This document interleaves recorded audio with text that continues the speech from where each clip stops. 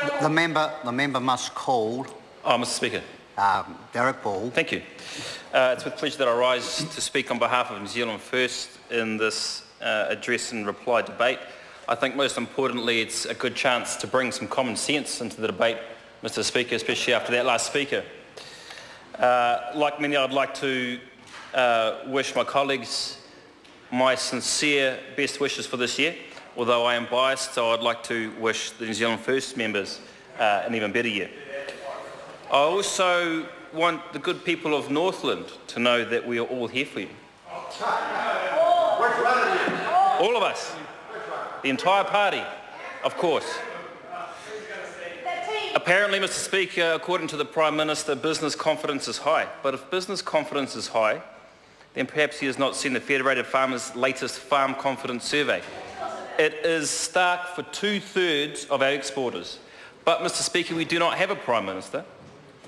What we do have is a President Business. He sits there surrounded by his doe-eyed micromanagers chanting, "Everything is awesome." It's the song from a Lego movie. That got the attention. Except we all know that everything is not awesome, Mr. Speaker. Our farmers and our exporters know it's not. The people of Northland and my home region, Manawatu, know that it's not. Everything is not awesome, Mr. Speaker, when nearly a quarter of our young people are without a job. They know it's not awesome. And when our government is ignoring their plight at New Zealand's peril. Young people who experience early and prolonged periods of unemployment are at risk of long-term benefit dependency. The Salvation Army's State of the Nation report released today highlights an association between child poverty rates and rates of benefit dependency. This is why New Zealand First wants so much more focus placed on youth employment. New Zealanders want to be sure that our young people are given every chance to succeed, no matter what life circumstances they are facing. What we do now to support our youth into work will make all the difference to child poverty levels in the future, and it is an essential step we must take if we are to address the endless cycle of poverty. That's why we need less micromanagers who love zero tolerance and a lot more economic and social management led by master builders who want New Zealand to own and prosper from the riches of our feet and what falls from our sky. Yet, sir, we need to look at the way the Westminster tradition operates in this House. These days, ministers and select committee chairs don't even bother to resign. They get promoted or considered for cabinet. Sir, that's actually the Rena School of Management, because scum seems to rise to the top of the surface.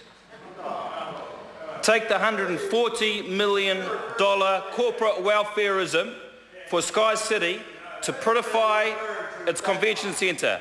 Here is a company that made $66 million net profit over the past 6 months, holding out corporate begging bowl. Get over it. Is that what you say to the public of New Zealand? The taxpayers? Get over it?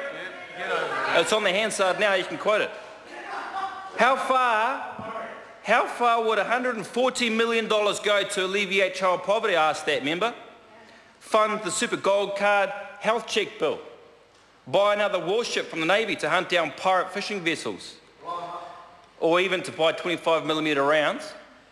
And fuel for the HMNZS Wellington. That ship clearly did not sail with either of much of those. If we are talking monuments, then what about this ridiculous flag referendum?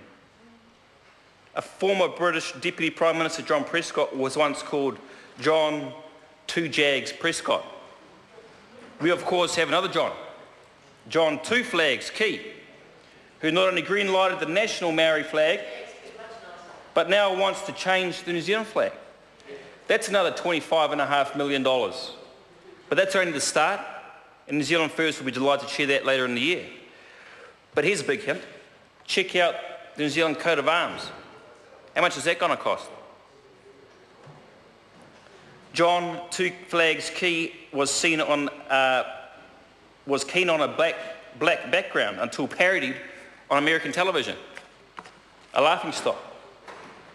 Since the flag was adopted in 1902, 350,000 Kiwis have served under it, with 30,000 of those paying the ultimate sacrifice. It is shameful to their memory and to all that have served our country that this flag has become the government's plaything. It is shameful in this, the centennial year of Gallipoli, that it is being used as nothing but a distraction. It is no wonder this government is spinning faster than the Fisher and Paykel washing machine when we have a forecast of $572 million budget deficit. That was almost $1 billion negative reversal of what Mr. English predicted last May. $1 billion reversal. So this government has never made a budget surplus, and based on this it never will. I guess we've had Rogernomics, we've had Ruthnomics, but sir, this government has perfected Ponzi-nomics. You could also call it an OBE strategy, other blighters' effort, because the dollar's recent fall has had absolutely nothing to do with anything this government has done.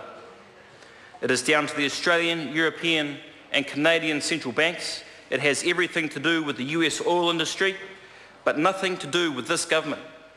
Yet everything is awesome, according to them. Sir, we don't have an inflation problem, but we are staring down the barrel of a deflation crisis.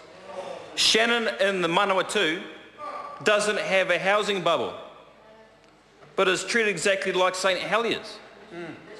Everything is not awesome in the way this house is being treated over the ISIS in Iraq. Even Al Jazeera, I am told, is speculating on where we will be located in Iraq. But this House has not been given the decency of a debate because they know that they will lose. They know that they will look like fools. New Zealand First does not believe Iraq will be solved by a family group conference and cups of ginseng tea. While we are revolted by ISIS, the legitimate concerns of this party are being met by a brick wall called Jerry Brownlee, who is less a Minister of Defence and more of a minister on the fence? Or is he more a bull in a diplomatic china shop? Mr. Brownlee described the Prime Minister's statement, "It is the price of being in the club," comment on Iraq as an unfortunate statement, before wrongly attributing it to British Foreign Secretary Philip Hammond. And if we are revolted by ISIS, what about Boko Haram and their ilk in the Southeast Asia? Defence needs to be properly funded. So how are we going economically? National's big idea from Jobs Summit has been a cycle trail and heaps of red tape, while it takes the credit for efforts over farmers, our manufacturers and our tourist operators, people who have laboured under the high dollar. As my leader told Northland yesterday, help is on its way. This party believes in the storage of rainwater. We believe roads in the Manawatu and elsewhere are truly roads of national significance, not just those in Auckland. We believe in harvesting our resources and ensuring our regions get their fair share of minerals through Royalties for Regions program. We believe in Made in New Zealand, not Made in China. Only New Zealand First Land Transfer Foreign Ownership of Land Registry Amendment Bill will bring in a register of foreign land and housing ownership, and it is great that Labor is following our leadership on this. Even Federated Farms support this register. The national government has blithely allowed the sale of a million hectares of land into foreign ownership. And now our largest dairy sheep processor is now Chinese owned. Auckland's housing crisis is led by immigration, but this government does not want to know. Instead of tackling it, we get RMA reform. Except this government was elected in 2008. What year is it now? 2015. We know the Overseas Investment Office ticks off nearly all of its applications and there's only a flow meter. Most property sales, including houses, don't even come onto its radar. We need to act in the interests of New Zealand and put New Zealanders first. Take the Right Honourable Winston Peters Super Gold Card Health Check Bill, which is simple, as any good policy should be. It strengthens primary health Sorry care to interrupt the honourable member. His time has expired. The next call is a split call. Chris Bishop, 5.